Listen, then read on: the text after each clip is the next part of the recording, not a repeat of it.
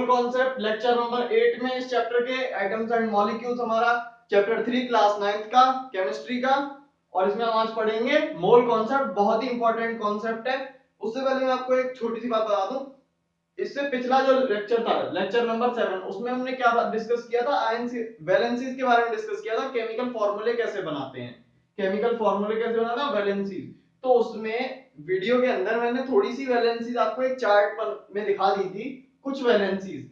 लेकिन उसके बाद मैंने एक छोटा सा वीडियो और डाला है, उसमें आपके सिलेबस में जितने भी आयन्स हैं, जितने भी एटम्स हैं, जितने भी मॉलिक्यूल्स हैं, जितने भी पॉलीएटॉमिक आयन्स हैं, सबकी वैलेंसीज के हिसाब से उन सबको ग्रुप करके उस वीडियो में मैंने दिखा दिया है। तो उस वीडियो में जितनी भी स्लाइड्स हैं, उन सारी स्लाइड्स को आपको नोट भी करना है और उनको याद भी करना है। वो इंपॉर्टेंट है, किस लिए, जब आप कोई भी केमिकल फॉर्मूला बनाएंगे तब आपको उनकी जरूरत पड़ेगी।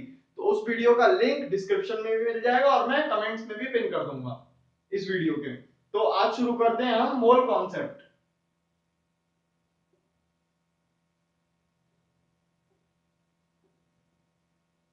मोल कॉन्सेप्ट, तो मोल कॉन्सेप्ट मतलब मोल का कॉन्सेप्ट, कोई चीज होती है मोल, उसका हम एक कॉन्सेप्ट पढ़ने वाले हैं, उसको कहेंगे मोल कॉन्सेप्ट। तो ये मोल क्या चीज होती है? मोल, जैसे कि अगर मैं आपसे पूछूं डजन, ये क्या होता है? तो ये एक फेमिलियर यूनिट है जो इंडिया में कॉमनली यूज की जाती है। इसका मतलब क्या होता है? 12 ऑब्जेक्ट्स। 12 ऑब्जेक्ट्स,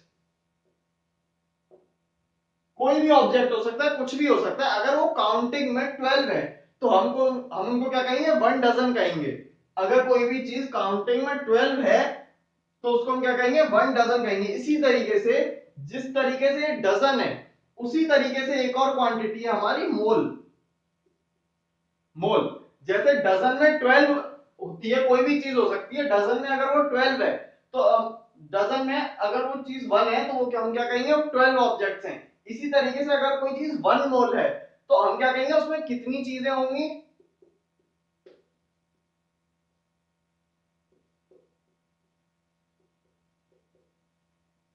इसको मैं नीचे लिख देता हूं, वहां आ नहीं पाएगा, बड़ा सा नंबर है। 1 मोल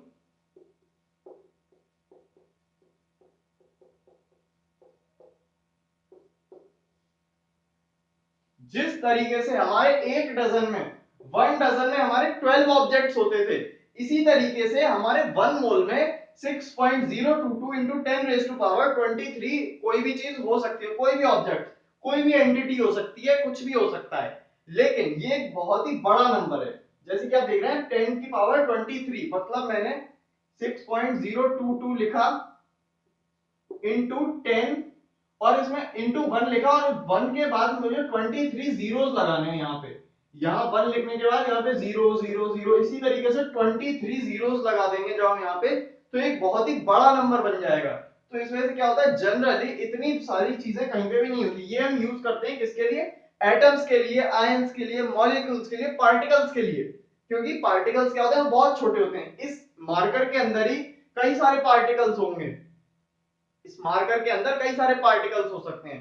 तो उनके लिए हम यूज करते हैं ये नंबर, क्योंकि वहां पे इतने पार्टिकल्स होना प्रेजेंट है। अब अगर हम बात करें इतने मार्कर्स, तो इतने मार्कर्स तो नहीं बन सकते, इतने मार्कर तो नहीं बन सकते, इतने नंबर, हाई नंबर इतने, लेकिन इतने पार्टिकल्स जरूर हो सकते हैं। तो ये हम यूज करते हैं पार्टिकल्स के लिए। तो यहाँ पे पॉइंट, इसको याद रखने की ट्रिक क्या है? जिस तरीके से एक डजन में 12 ऑब्जेक्ट्स होते हैं, उसी तरीके से एक मोल के अंदर इतने ऑब्जेक्ट्स होते हैं, इतने object 6.022 into 10 raise to power 23। अब ये जो नंबर है, इस नंबर को हम एक और नाम से जानते हैं, वो नाम क्या है?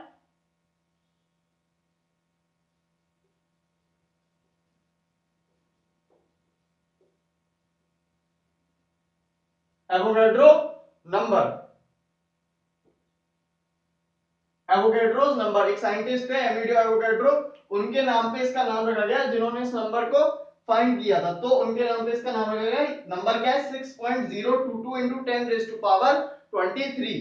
एक मोल में इतने ऑब्जेक्ट्स हो सकते हैं, या फिर हम कहें एक 1 मोल ऑफ एटम्स। अगर हम एटम्स की बात करें तो इन 1 मोल ऑफ एटम्स कितने एटम्स होंगे? इतने एटम्स होंगे। इन 1 मोल ऑफ मॉलिक्यूल्स इतने हमारे क्या होंगे? मॉलिक्यूल। अगर 1 मोल ऑफ मार्कर्स, तो यानी उसमें क्या होगा, इतने मार्कर्स होंगे। 1 mole of planets, 1 mole of stars, अगर मैं कहूं 1 मोल ऑफ स्टार्स, स्टार्स का 1 मोल, तो उसमें कितने स्टार्स आ गए, इतने स्टार्स आ गए, उसमें इतने स्टार्स आ गए 1 मोल ऑफ स्टार्स में। मतलब कोई सा भी ऑब्जेक्ट हो अगर वो काउंटिंग में इतना है तो हम उसको क्या कहेंगे कि वो 1 मोल है। जिस तरीके से हम कहते थे कि अगर कोई चीज 12 है तो हम कहते थे 1 डजन है वो, इसी तरीके से ये मोल है।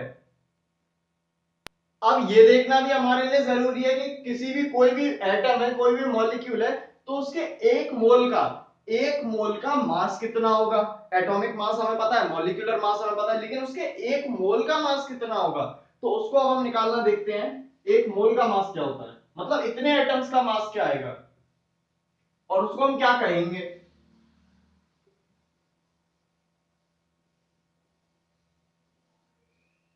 तो उसको हम कहेंगे मोलर मास। मोलर मास, इसकी यूनिट जो होगी, यूनिट में यहां लिख देता हूं साइड में, यूनिट जो होगी वो होगी ग्राम पर मोल। ग्राम पर मोल, ग्राम्स में हम वेट निकालेंगे किसी भी एटम के, और हर एटम के लिए, हर एलिमेंट के लिए अलग अलग होगा। ये हर एलिमेंट के लिए अलग अलग होगा, क्योंकि हमें पता है हर एलिमेंट का एटॉमिक मास भी अलग अलग होता है, तो ये भी अलग अलग होगा हर एलिमेंट के लिए। तो इसकी यूनिट क्या हो गई, ग्राम पर मोल। ग्राम्स में हम इसको निकालेंगे ग्राम्स पर मोल, मतलब पर मोल, 1 मोल यानी पर मोल, हर मोल के लिए अलग। पर मोल ग्राम्स में कितना वेट है, अगर मैं कहूं 2 ग्राम पर मोल, मतलब अगर मैं 1 मोल लूंगा तो उसमें 2 ग्राम मिलेगा, 2 मोल लूंगा तो 4 ग्राम मिलेगा, इसी तरह से 3 मोल लूंगा तो 6 ग्राम मिलेगा। 2 ग्राम पर मोल, 1 मोल का मास है 2 ग्राम, इसकी इसीलिए मोलर मास की यूनिट क्या हो गई, ग्राम पर मोल। अब देखते हैं ये होता क्या है, और ये मतलब एक किस तरीके से निकल सकता है, ये हमें याद करना है। जैसे कि एटॉमिक मास हमने देखा था, कोई एक एग्जांपल लेते हैं, ऑक्सीजन का एग्जांपल लेते हैं। ऑक्सीजन का हमने एग्जांपल लिया, ऑक्सीजन का हमें पता है एटॉमिक मास कितना होता है। ऑक्सीजन का एटॉमिक मास होता है 16 atomic mass units. 16 atomic mass units होता है हमारे ऑक्सीजन का मास। तो ये मास क्या है, ऑक्सीजन के एटम्स का मास है, एक एटम का मास है ऑक्सीजन के। एटॉमिक मास यूनिट में एक नई यूनिट है। तो इसको जब हम ऑक्सीजन के हमने देखा, ऑक्सीजन के 1 मोल का मास जो आ रहा था, ऑक्सीजन के 1 मोल का मास जो आया वो आया हमारा 16 ग्राम। 16 ग्राम्स आया हमारे ऑक्सीजन के 1 मोल का मास। इसी तरीके सारे एलिमेंट्स का जो एटॉमिक मास होता है, एलिमेंट का जो एटॉमिक मास है वो क्या है, उनका मोलर मास है, वही उनका मोलर मास है। अगर हम एटॉमिक मास न्यूमेरिकली इक्वल होते हैं, न्यूमेरिकली इक्वल, यूनिट्स में डिफरेंस होता है, यूनिट डिफरेंट हो जाती है। अगर हम एक एटम का मास देख रहे होंगे वहां पे, ऑक्सीजन जो एलिमेंट है उसके सिर्फ एक एटम का मास है, तो वो होगा एटॉमिक मास यूनिट में। लेकिन अगर हम ऑक्सीजन के 1 मोल ऑफ एटम्स की बात करेंगे, 1 मोल ऑफ एटम्स, वो नंबर था 6.022 into 10 raised to power 23 atoms की बात करेंगे, तो उनका मास जो आएगा ग्राम्स में, वो न्यूमेरिकली तो इक्वल होगा, मतलब नंबर तो इक्वल है, यहाँ पे जो नंबर है यूनिट में वो ग्राम में होगा, लेकिन यूनिट में वो ग्राम में आ जाएगा, क्योंकि इसकी यूनिट है ग्राम पर मोल। तो ये क्या है, ग्राम है, और क्योंकि ये 1 मोल का है, सिर्फ 1 मोल का, तो हम यहाँ लगा देंगे पर मोल। 16 ग्राम पर मोल ऑक्सीजन का मोलर मास होता है, 16 ग्राम पर मोल। इसीलिए आपको कहा गया था कि आपको क्या याद करने हैं, एटॉमिक मास याद करने हैं आपको। तो एटॉमिक मास याद करने का यहाँ पे भी यूज है, क्योंकि एटॉमिक मास जो होगा उनका वही क्या होगा, उनका मोलर मास होगा, लेकिन यूनिट क्या हो जाएगी यहाँ पे, ग्राम पर मोल। इसी को हम कहेंगे ग्राम एटॉमिक मास या ग्राम मॉलिक्यूलर मास। मॉलिक्यूल की बात करेंगे तो ग्राम मॉलिक्यूलर मास, एटम की बात करेंगे तो ग्राम एटॉमिक मास। तो इन टर्म्स की डेफिनेशन लिख लेते हैं, ग्राम एटॉमिक मास और ग्राम मॉलिक्यूलर मास। ग्राम, मैं ग्राम एटॉमिक मास की लिख दूंगा और मॉलिक्यूलर मास की आपको खुद लिख लेनी है, मैं बता दूंगा क्या लिखना है उसमें। ग्राम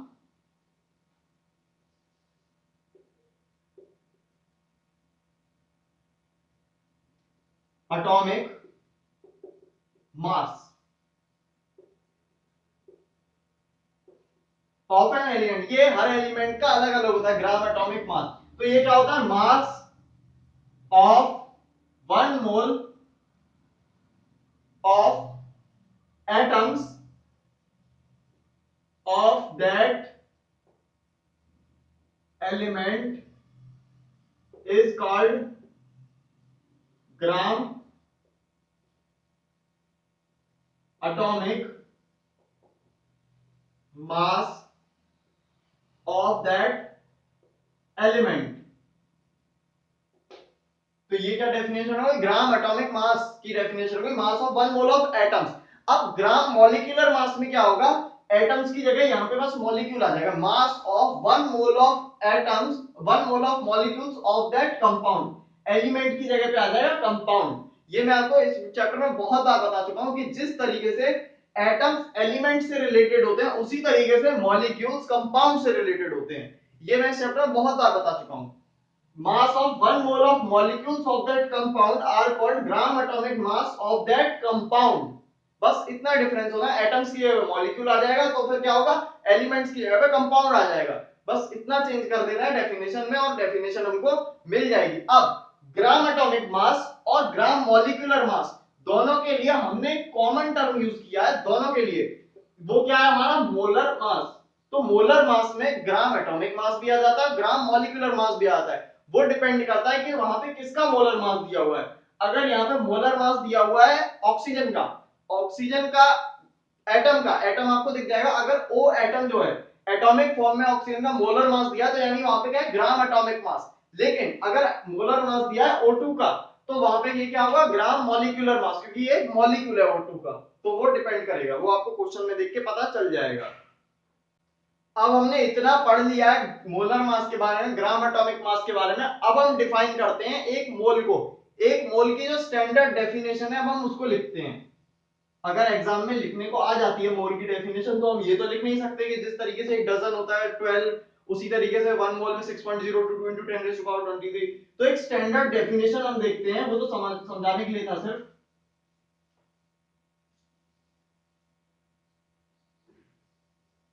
डेफिनेशन, और ये डेफिनेशन जो है ये एटॉमिक मास यूनिट को जब हमने डिफाइन किया था उस डेफिनेशन से थोड़ी मिलती जुलती आपको लगेगी। मोल क्या होता है,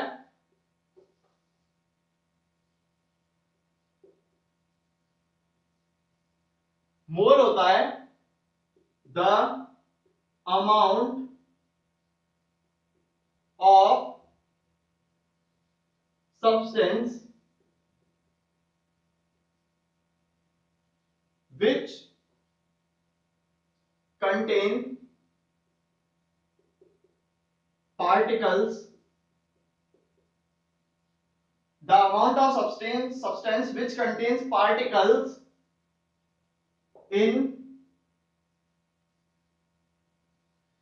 same number of which contain particles same as there are in 12 grams of carbon 12 atom। ये डेफिनेशन हो गई एक मोल की। द अमाउंट ऑफ सब्सटेंस, कोई भी सब्सटेंस है, कोई भी सब्सटेंस, उसका वो अमाउंट जिसमें कि पार्टिकल्स प्रेजेंट हो, पार्टिकल्स में तीनों आ जाते हैं, एटम्स भी आ जाते हैं, मॉलिक्यूल्स भी आ जाते हैं, आयंस भी आ जाते हैं, which है कंटेन पार्टिकल्स सेम एज, कितने पार्टिकल होने चाहिए, as there are in 12 grams. 12 gram हमको लेना है किसका, कार्बन 12 एटम। कार्बन 12 एटम का 12 ग्राम हम लेंगे तो उसमें हमको जितने पार्टिकल्स देखने को मिलेंगे उतने ही पार्टिकल्स हमारे क्या होंगे, वन मोल ऑफ एटम्स में प्रेजेंट होंगे। वन मोल हमने उसी को डिफाइन किया है। तो अब यहाँ पे अगर हम बात करें तो हमारे पास यहाँ पे क्या होता है, 12 ग्राम ऑफ कार्बन एटम्स में हमारे जो पार्टिकल्स प्रेजेंट होते हैं वो हमारे प्रेजेंट होते हैं 6.022 into 10 raised to power 23। ये हमने ऐसे ही इसको मेजर किया था, ये जो हमने नंबर निकाला कैलकुलेट करके वो कैलकुलेशन यही की गई थी। कार्बन 12 हमने एटम्स लिया, उसका 12 ग्राम्स हमने लिया, कार्बन 12 एटम का 12 ग्राम्स हमने लिया और उसमें क्या किया हमने, एटम्स सेट किया, उसमें कितने एटम्स हैं एक्सपेरिमेंट करके, तो उसमें हमको जो एटम्स देखने को मिले वो इतने एटम्स देखने को मिले। तो इसी को हमने डिफाइन कर लिया कि ये क्या है, हमारा वन मोल हो गई आज से। ये जब ये एक्सपेरिमेंट हुआ उस दिन साइंटिस्ट ने कह दिया कि आज से इसको वन मोल कहा जाएगा इस नंबर को, और इस नंबर को क्या कहा जाएगा, एवोगैड्रो नंबर भी कहा जाएगा, एवोगैड्रोस नंबर। तो क्या होता है, कार्बन 12 एटम के 12 ग्राम, 12 ग्राम हमने लिया, क्या कार्बन 12 एटम्स को हमने लिया 12 ग्राम, उसको मेजर करके उसमें हमने एटम्स को काउंट किया, फिर ऐसे नहीं एटम्स को काउंट किया, एक्सपेरिमेंट्स करके काउंट किया गया। तो उसमें एटम्स कितने निकले, इतने एटम्स निकल के आए हमारे, तो इसी को क्या क्या कह दिया, 1 मोल कह दिया इसको। तो मोल की डेफिनेशन, ये स्टैंडर्ड डेफिनेशन है, समझ में आ गई होगी वैसे तो। डेफिनेशन क्या है, amount of substance which contain particles same as there are present in 12 grams of carbon 12 atoms. Simple definition है। क्या कहती है डेफिनेशन की, कार्बन 12 एटम के 12 ग्राम में जितने एटम्स होंगे वही हमारा क्या है, 1 मोल। कोई हमसे पूछे 1 मोल क्या है, तो उतने एटम्स हैं जितने की कार्बन 12 एटम के 12 ग्राम में प्रेजेंट होंगे। तो ये हमारा क्या डेफिनेशन हुई, 1 मोल की। अब देखते हैं कुछ इंपॉर्टेंट फॉर्मूले जो हमें कैलकुलेशंस में यूज करने हैं। कैलकुलेशन में हम मोल्स कैसे निकाल सकते हैं, तो उसके कुछ इंपॉर्टेंट फॉर्मूलेज को अब हम देखते हैं। तो इसको अब इरेज करते हैं, डेफिनेशन को पॉज करके नोट कर ली होगी। अब देखते हैं कुछ इंपॉर्टेंट फॉर्मूले जो हम यूज करेंगे।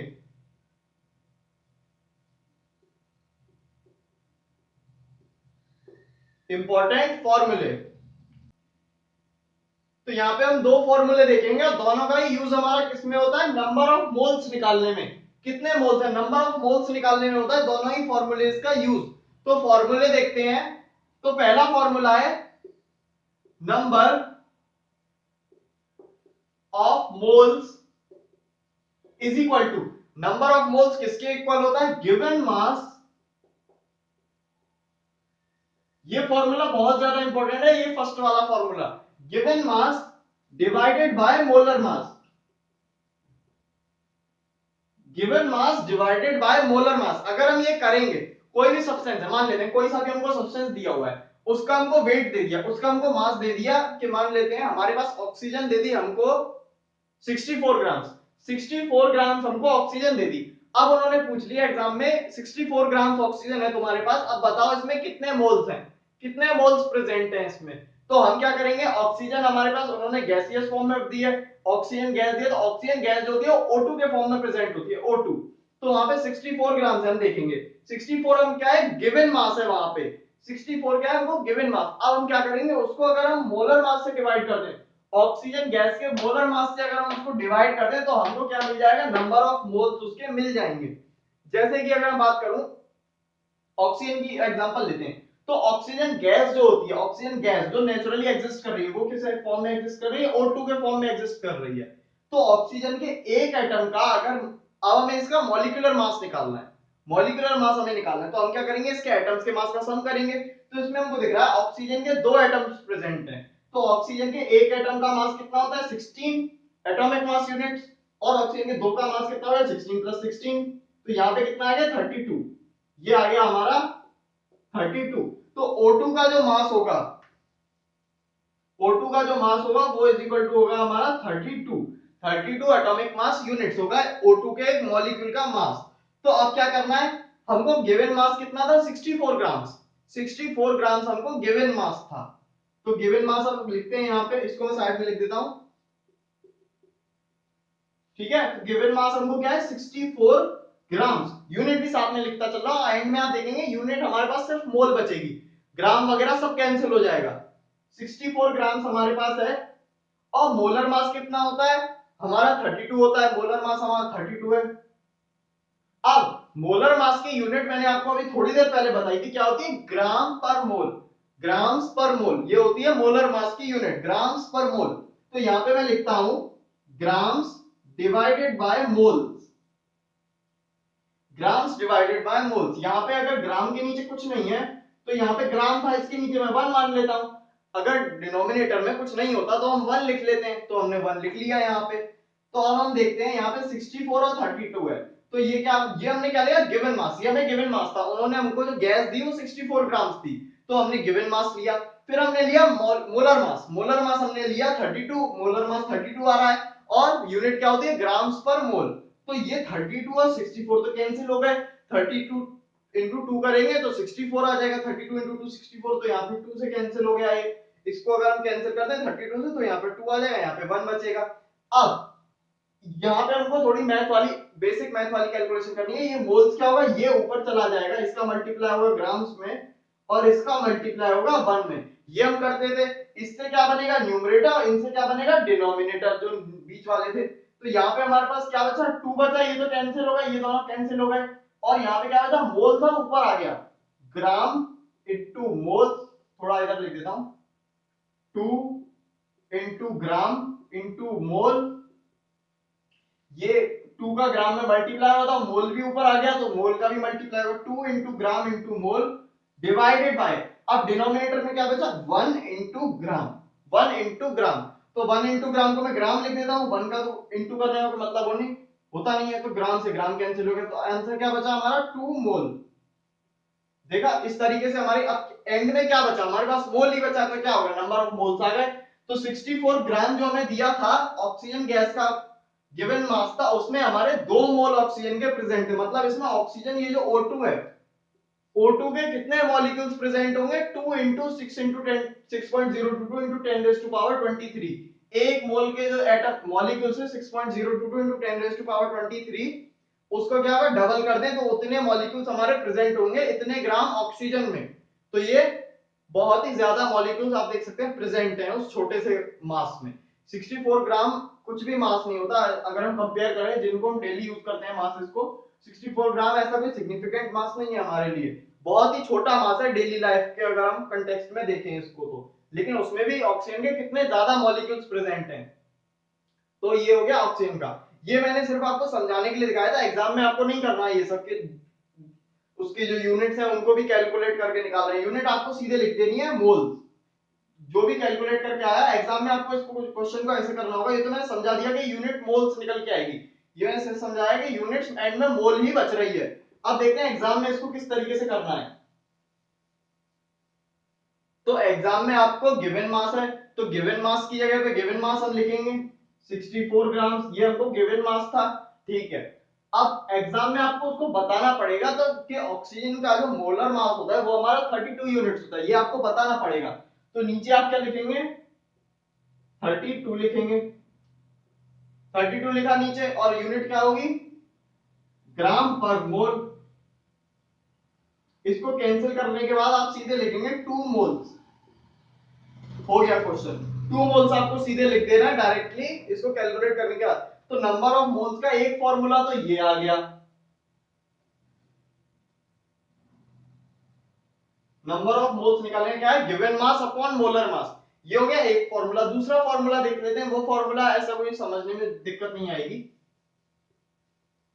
नोट कर लिया होगा ये फॉर्मूला, नहीं किया तो वीडियो को बैक करके पॉज करके कर लो नोट। अब हम देखते हैं दूसरा फॉर्मूला, तो दूसरा फॉर्मूला क्या कहता है, इसमें भी हम नंबर ऑफ मोल्स निकालेंगे, of moles is equal to, यहां पे हमको क्या है, number of particles divided by 6.022 into 10 raised to power 23, number of particles divided by 6.022 into 10 raised to power 23, अगर हम ये करते हैं तो हमको क्या मिल जाएगा, नंबर ऑफ मोल्स हमको मिल जाएंगे, कितने मोल्स वहां पे प्रेजेंट हैं। फॉर एग्जांपल कोई भी पार्टिकल है, कोई सा भी पार्टिकल्स, कोई सी भी स्पीशीज है पार्टिकल की, वो हमको कितनी गिवन है,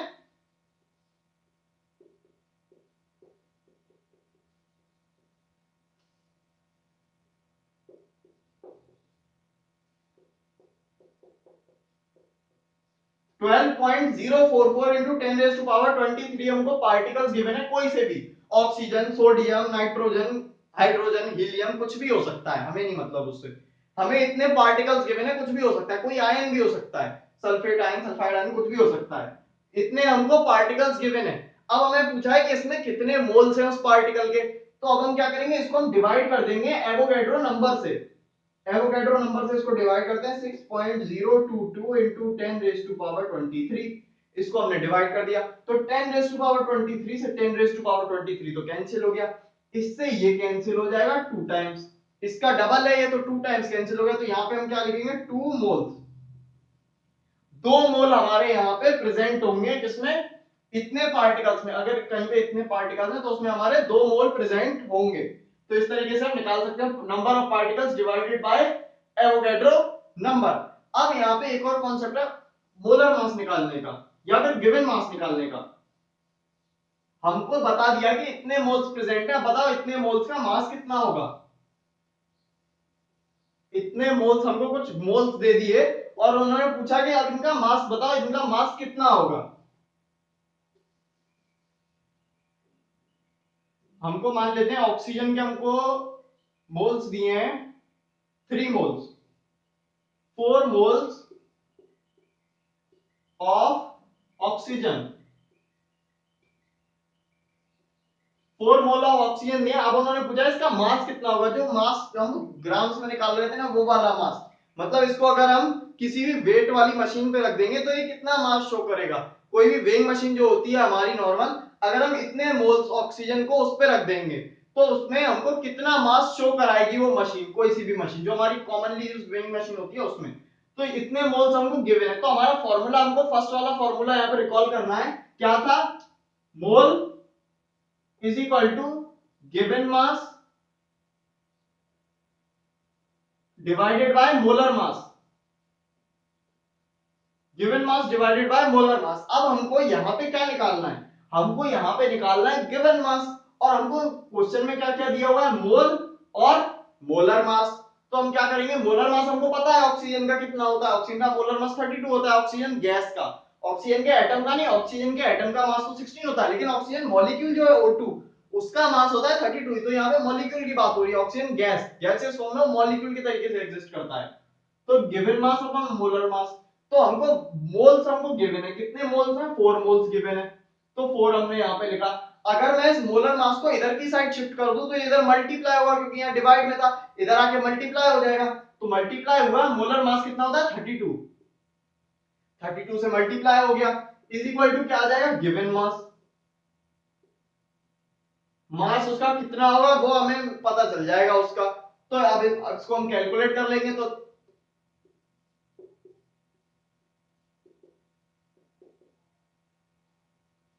गिवन मास इसका कितना है हमारा? 128 ग्राम। अगर हम इस ऑक्सीजन को, 4 मोल ऑफ ऑक्सीजन को किसी भी वेइंग मशीन पे रख देंगे तो वो क्या शो करेगी? 128 ग्राम। 128 ग्राम वो मशीन हमको शो करेगी, ये हमको बताएगा कि 4 मोल ऑफ ऑक्सीजन का इतना मास होता है, या फिर इतने मास में 4 मोल्स होते हैं ऑक्सीजन के। तो ये इसका एक एग्जांपल है। अब हम यहाँ पे एक क्वेश्चन को देखते हैं, एक क्वेश्चन करते हैं जिसमें हमारे दोनों ही फॉर्मूले यूज हो जाएंगे एक ही क्वेश्चन में। तो क्वेश्चन है हमारा, calculate number of iron atoms in an iron sample of mass 2.8 grams। हमको निकालना है, हमसे पूछा है number of iron atoms, iron के एटम्स हमें कैलकुलेट करने हैं। किसमें? एक आयरन का हमको कोई सैंपल दिया हुआ है, कोई हमको क्यूब दिया हुआ है एक आयरन का,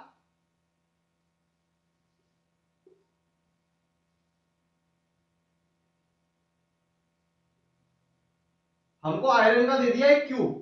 अब ये क्यूब एटम्स से मिलकर बना होगा, इसमें कई सारे एटम्स प्रेजेंट होंगे, इस क्यूब में कई सारे एटम्स प्रेजेंट होंगे, हर जगह पे इसमें एटम्स ही एटम्स प्रेजेंट होंगे आयरन के। तो हमसे पूछा है इसमें कितने आयरन एटम्स प्रेजेंट हैं, और इसका मास हमको दिया हुआ है 2.8 ग्राम। इसको हमने अगर वेइंग मशीन पर रखा तो इसका मास आया 2.8 ग्राम। तो 2 ग्राम हमें इसका मास दिया हुआ है। अब हम देखते हैं कि इसमें नंबर ऑफ एटम्स कितने होंगे। तो ठीक है, अब इसमें क्वेश्चन में एक और इंफॉर्मेशन गिवन होगी आपको, एटॉमिक मास आपको दिया होगा। तो आयरन का जो एटॉमिक मास इसमें दिया हुआ है वो है 56 यूनिट्स। 56 एटॉमिक मास यूनिट्स हमको मास गिवन है आयरन का। आयरन का सिंबल होता है Fe, हमको गिवन है क्वेश्चन में इतनी इंफॉर्मेशन, इसका यूज करते हैं। तो नंबर ऑफ मोल्स निकालते हैं पहले। नंबर ऑफ मोल्स, मोल्स क्या होते हैं हमारे? Given mass divided by molar mass, given mass divided by molar mass. Given mass हमारा कितना है? 28 ग्राम, 22.8, सॉरी 28 नहीं, 2.8 ग्राम, 2.8 ग्राम्स। और आयरन का एटॉमिक मास हमको गिवन है, यानी मोलर मास हमको गिवन है 56 डिवाइडेड बाय 56, ये हमको गिवन है। तो ये क्या आ गया? इतने मोल्स प्रेजेंट हैं। इसको अगर हम कैलकुलेट अभी नहीं करते, इसको कैलकुलेट इसको हम कैलकुलेट बाद में कर लेंगे, या फिर आप अपनी तरफ से इसको कैलकुलेट कर लेना। इतने मोल्स हमारे गिवन है आयरन के, हमने क्या किया, given mass divided by molar mass. लेकिन हमसे मोल्स नहीं पूछे हैं क्वेश्चन में, हमसे पूछा है number of atoms, number of atoms पूछा है, मोल्स नहीं पूछे। तो मोल्स हमको पता चल गया, अब हमको पता है इतने मोल्स प्रेजेंट है उसमें। अब मोल्स से अगर मुझे नंबर ऑफ एटम्स निकालने हैं, मोल्स से मुझे निकालने हैं नंबर ऑफ एटम्स, तो मैं क्या कर सकता हूं, मुझे पता है एक मोल, 1 मोल इज इक्वल टू कितने पार्टिकल्स होते हैं, 6.022 into 10 raised to power 23। 1 मोल में इतने होते हैं। तो अगर मैं इतने का मल्टीप्लाई इसमें कर दूं, यानी इसमें अगर मैं एवोगाड्रो नंबर का मल्टीप्लाई कर दूं, यूनिटरी मेथड, यूनिटरी मेथड, एक मोल में इतने हैं तो इतने मोल में कितने होंगे, यूनिटरी मेथड, यूनिटरी मेथड आपने बेसिक क्लास में पढ़ा है। तो इसका मल्टीप्लाई मुझे इसमें कर देना है, तो मुझे क्या मिल जाएंगे, नंबर ऑफ पार्टिकल्स मिल जाएंगे, नंबर ऑफ एटम्स मिल जाएंगे। तो इनटू अगर मैं, ये तो हो गया मोल्स, तो number of atoms is equal to 2.8 divide by 5.6 into 6.022 into 10 raise to power 23। तो ये क्या आ जाएंगे, इससे हमारे नंबर ऑफ एटम्स निकल के आ जाएंगे। तो कि जो गिवन सैंपल में नंबर ऑफ एटम्स हैं वो हमारे निकल के आ जाएंगे इस फॉर्मूले से, इस कैलकुलेशन को करने के बाद। जो हमारे उस सैंपल में, गिवन सैंपल में इतने हमारे नंबर ऑफ एटम्स थे, तो ये जब हम कैलकुलेट करेंगे तो ये नंबर रफली निकल के आएगा 3.011 into 10 raised to power 22।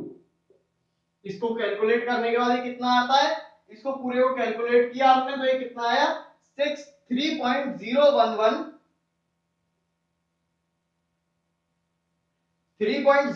into 10 raised to power 22। तो ये हमारा नंबर निकल के आ जाता है कैलकुलेट होने का। मतलब इतने ग्राम का जो हमारा आयरन सैंपल था उसमें हमारे इतने एटम्स प्रेजेंट होंगे, जो कि बहुत ज्यादा है एक नंबर में।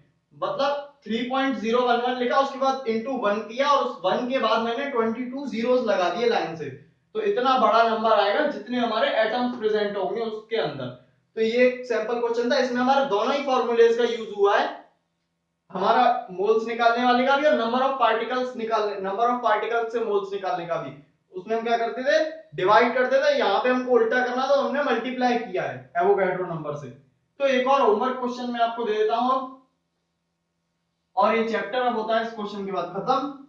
अब हम स्टार्ट करेंगे स्ट्रक्चर ऑफ एटम, और स्ट्रक्चर ऑफ एटम खत्म करने के बाद हम स्टार्ट करेंगे फिजिक्स, मोशन चैप्टर से। चैप्टर फर्स्ट हमारा मोशन है फिजिक्स का, फिर हम फिजिक्स स्टार्ट करते हैं। तो क्वेश्चन, होमवर्क क्वेश्चन मैं आपको दे देता हूं, कंपेयर करना है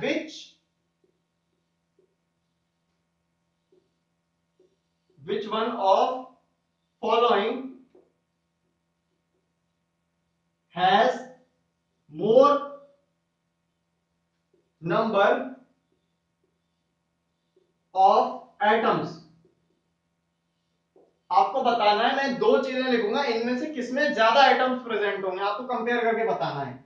तो क्या क्या है, 4 gram of helium and 6 gram of carbon. 4 gram helium है और 6 ग्राम कार्बन है।